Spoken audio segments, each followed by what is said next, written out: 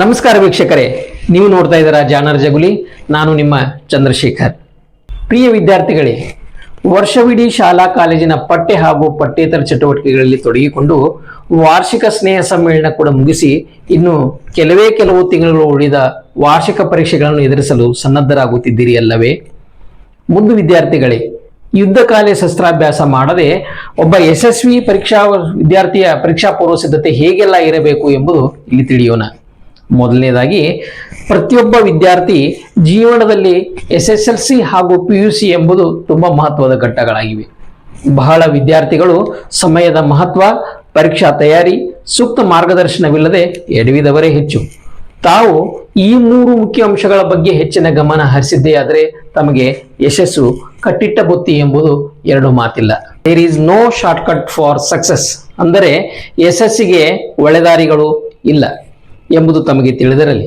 ಪರಿಶ್ರಮ, ಸಮರ್ಪಣಾ ಮನೋಭಾವ ಮತ್ತು ಸತತ ಪ್ರಯತ್ನದಿಂದ ಮಾತ್ರ ಯಾವುದೇ ಕೆಲಸವಾದರೂ ಸಾಕಾರಗೊಳ್ಳುವುದು.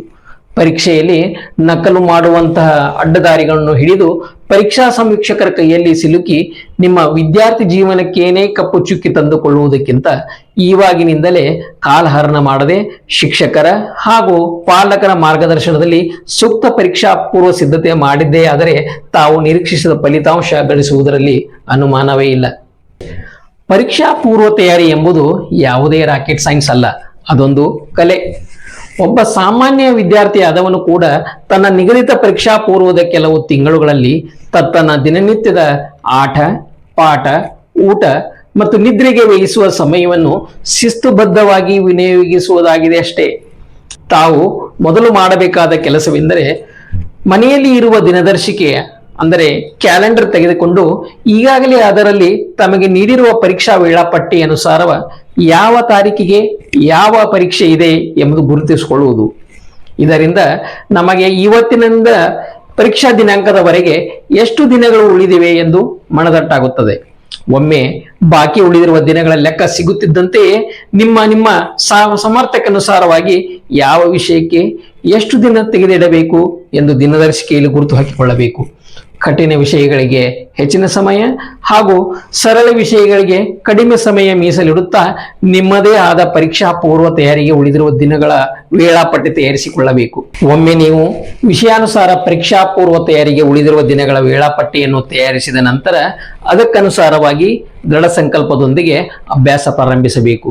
ಹೀಗೆ ನಿಮ್ಮದೇ ನಿಗದಿತ ವೇಳಾಪಟ್ಟಿಯಂತೆ ಸಮಯ ಕೊಡುತ್ತಾ ಒಂದೊಂದು ವಿಷಯಗಳನ್ನು ಮನದಟ್ಟಾಗುವಂತೆ ಪೂರ್ಣಗೊಳಿಸುತ್ತಾ ಸಾಗಿದರೆ ಯಾವುದೇ ಒತ್ತಡವಿಲ್ಲದೆ ಪರೀಕ್ಷೆಯ ಎಲ್ಲ ವಿಷಯಗಳಿಗೆ ಪೂರ್ಣ ತಯಾರಿ ಮಾಡಬಹುದು.